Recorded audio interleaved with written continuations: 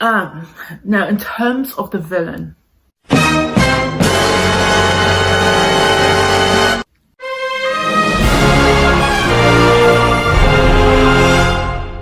good morning, good afternoon and good evening. Welcome back to the channel. If you're new, my name's Luna Rhodes, channel name Luna Avengers. So thank you ever so much for joining me. So we're here to talk about Captain America, A Brave New World, which is now on general release and everyone is talking about this film. So it's Saturday in the UK and I had the opportunity of watching this film. It was the first showing that I watched. Now, okay, I'm going to be as delicate as I can. Now, there were elements I did appreciate about this film and it had so much potential. But honestly, my lasting impression on leaving the cinema was, damn, that was a good red table talk counselling session. No, but to be serious, there were good elements about this film. But I don't believe that this was the movie to springboard or launch a new phase of the MCU. There's so much potential, but I just felt this movie lacked the espionage thrill, tension and paranoia of a really good political drama or espionage drama.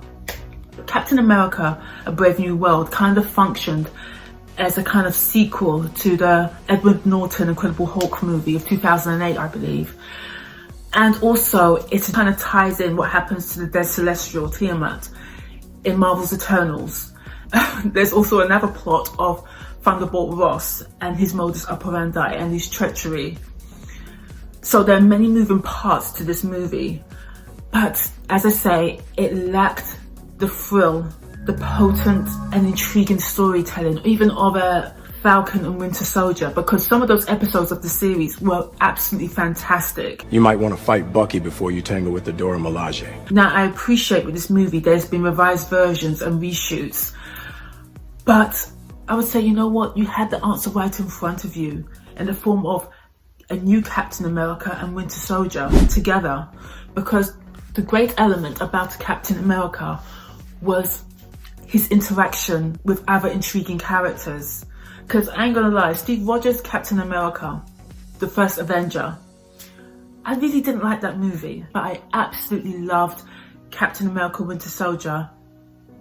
Civil War was okay. I thought the best thing about Civil War, to be honest, was the introduction of T'Challa for me. But as I say, it was the interactions with all those other wonderful characters, and I feel the missed opportunity with this film was that they just didn't go with what they already have, which is Captain America and Winter Soldier together. So, going to the plot of this film. The first act of this movie starts off with a treaty over adamantium, a mineral sourced from the celestial Tiamat. Now, as this treaty is progressing with Thunderbolt Ross as president, there is an attempted assassination on his life by Isaiah, and this draws Captain America into a deeper conspiracy. Now, as I say, there were some good elements in this movie.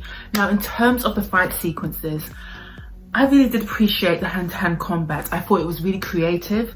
The use of the shield, it was quite dynamic, and the flicks and kicks and the use of the shield, it was really well done. As well as the aerial flying shots, loved it. Especially when Captain America was heading towards the celestial mass. I thought, yes, it was just given what it needed to give. Now, in terms of the villain,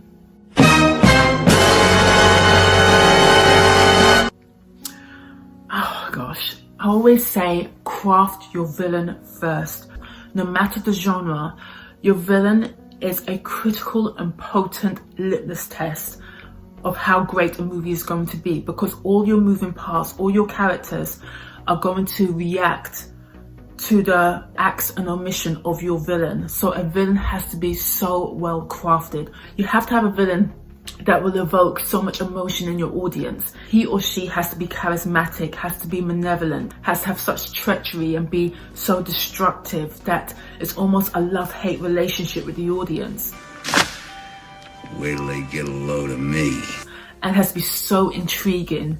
Everything is based on how good your villain is. The arc of a great superhero is always there and available, but the hardest thing to do is to craft an intriguing, captivating villain. You should have gone for the head. Whose modus operandi you almost understand to a point, but you just think, Have on, you're a treacherous motherfucker.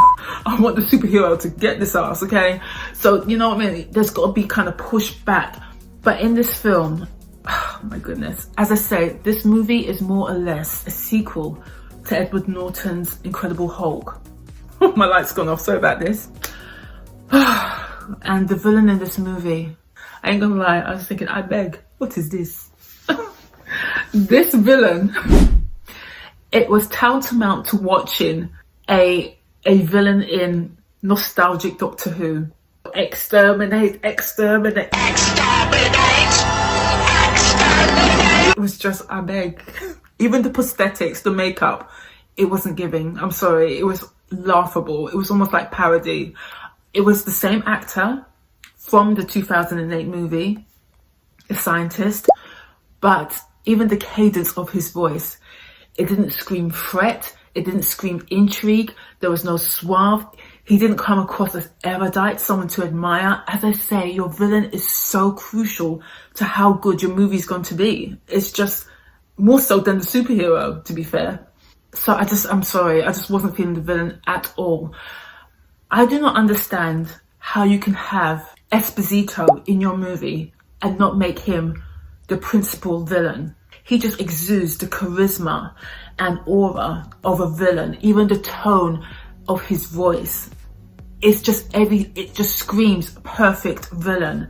How they didn't utilize him in this movie to be your principal villain, I will never understand. I was watching it thinking, I beg, I was so frustrated watching this movie. As I say, with this film, the answers to make a great new Captain America was right in front of you. Captain America, Winter Soldier, and Esposito as your principal villain. And somehow you can entwine all the other plots and motives with Thunderbolt Ross and his ultimate motive to reconnect with his daughter. This movie was a frustrating watch because it could have been a great film. In terms of performances, Anthony Mackie does a really good job of what he was given. He is very charismatic and confident as Captain America in the first act. But my frustration with this film is that Sam Wilson, at one point, he kind of goes down this rabbit hole of self-doubt and uncertainty of being bestowed the shield as to be the new Captain America. We've been there and done that. You are Captain America. Own it. And as far as I'm concerned, take the damn serum. I'm tired. There was one point in the movie, I beg, but there was one point in the movie after the attempted assassination on Thunderbolt Ross by Isaiah. As Isaiah escapes from the White House, he jumps off this balcony and runs down this lawn. Sam Wilson, Captain America, he's chasing Isaiah, gets to the balcony, looks over the edge and thinks, bitch, I ain't jumping over that. Then he is trotting down the staircase. Oh God, is this the one we're supposed to follow? I beg. Take the damn serum, I'm tired. There's this whole thing of pointless integrity and righteousness of not taking the serum. Child, I'll just have him take the damn serum or just write the story that way at this point. It feels like a Captain America in terms of his moral integrity, but we need the power aligned with that, I'm afraid. And I don't know how you can move a story forward without powerful beings. So yeah, as I say, Anthony Mackie does a fantastic job of what he was given. But as I say, I would have modified the story to have him take the serum and to have Winter Soldier there with him. Now, in terms of Thunderbolt Ross and Harrison Ford, he does a good job. However, I just felt he was a bit too senior for this role. Just nitpicking, Harrison Ford, as I say, is one of the greats. Don't get me wrong, absolutely. But my own personal choice. It's all subjective. I would have cast somebody else. So in terms of Ross, his story, the treachery, how he reneged on his agreement to free now the leader, the villain. Sorry, that villain. Ooh, yeah, and we get an insight into how Ross transforms into the Red Hulk. Decent, but ultimately his whole motive is to reconnect with his daughter. I needed a stronger story than that. So all in all, the movie does have some fantastic action sequences. Esposito should have been the villain, in my opinion.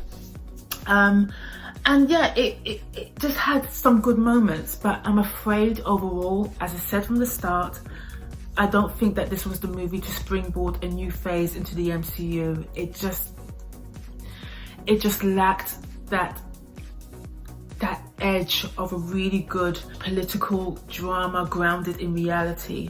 I needed a stronger story, and I just needed what they already have was Captain America Winter Soldier. I sound like a broken record at this point. Anyway, that's me done for another day, but please comment below, let me know your thoughts. Please subscribe, hit that thumbs up as well as that notification bell for more content, and I shall be back, as well as my lighting, because my lighting failed during this review, but we just have to keep going. Anyway guys, I shall see you on the flip. Adios for now. Have a wonderful weekend. Adios.